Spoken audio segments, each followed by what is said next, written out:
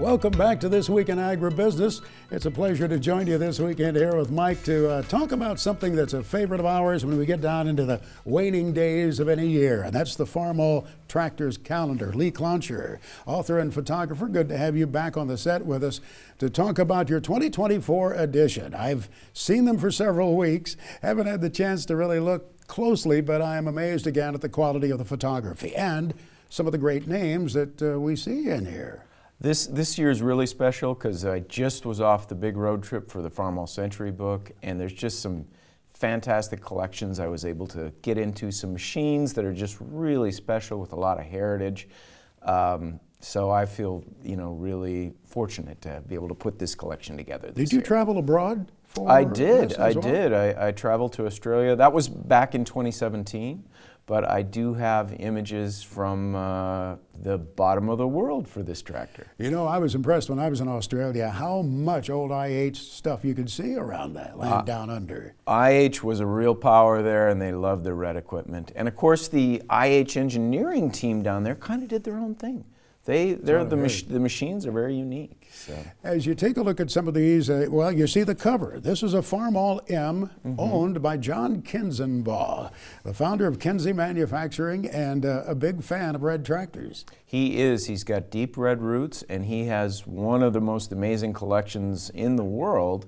And he brought us in. We spent 3 days taking photos at his house. I was wondering how long they had to put up with you there. Oh, I'm my sure gosh. you were like a kid in a candy shop. I came back for an extra day. I was there Monday and Tuesday, and then they said, hey, there's more tomorrow, and I came back. So but your setting for that tractor was out by a cornfield. Looks like sunset.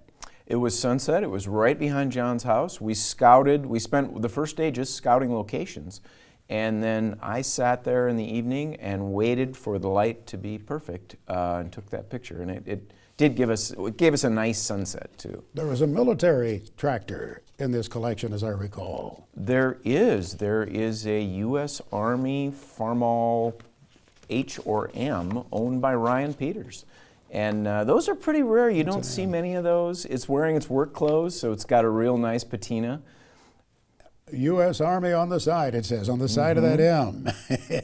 It served Uncle Sam. It's amazing. Several of those pop up from time to time. Air Force tractors, maybe they were used as somewhat of a tug out on the runway of an airport.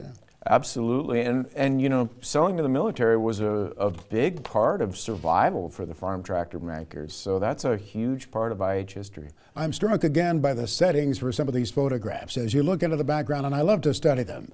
Our old friend Darius Harms, back in the day, would get out his magnifying glass and the stuff that he would find in the background, as was the case with his shop photo of my 560 that you took. But some of these were taken in barns. I see every now and then the old hangar at Rantoul, Illinois, I think, but a lot of farm fields. Absolutely, and the one you're looking at right there was taken in John's upstairs. If you remember, there's the very, very upstairs, very high, so it's difficult to get the tractors up there. And it's cool because he hand built it. It's not very pretty in there. This was taken during the day. What I figured out, luckily, was if I set my flashes really high and the exposure right, we could almost black out the backgrounds. Because the guys were like, how are you going to make this look good? And to my somewhat surprise, they came out beautifully.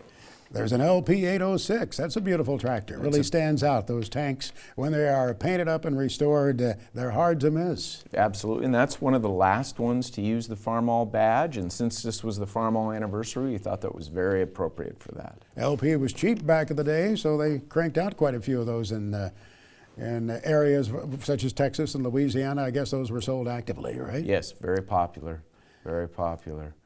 The little low boy, that came out of an initiative that started way back with the F-12 to make small tractors for small farms.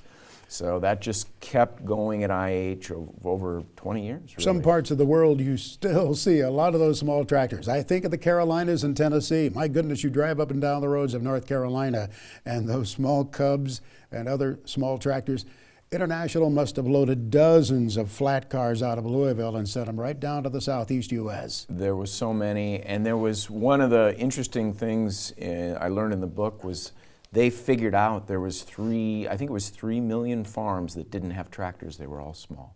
So then for quite a few years, they figured out how to reach those farmers and give them a piece of machinery. There's a little something for everyone, it seems, in this calendar as you go through the 4 seasons of 2024. Oh, I see a tractor that belongs to our old friend Bill Burnham from Morris, Illinois, and up on the seat of that 450 is Larry Eipers, his neighbor, out there disking in the stalks. Absolutely. Bill, as you know, is just such a craftsman and a historian, and his machinery, I think, is some of the most special because of the M&W story is so unique and because he's done so much work to both preserve it and then create these beautiful, beautiful restorations. He is just a really gifted restoration artist. He's a gem. He's a farmer friend of ours, and we always appreciate the chance to slip into his shop and see what he's doing there. Oh, yeah. OctanePress.com for not just the 2024 Farmall calendar, but a wealth of other things, including some motorcycle and other stuff, right? Absolutely. OctanePress.com. Absolutely. Check that out. Also, you can find these anywhere books are sold. Oh, yeah. By the way, your Farmall book,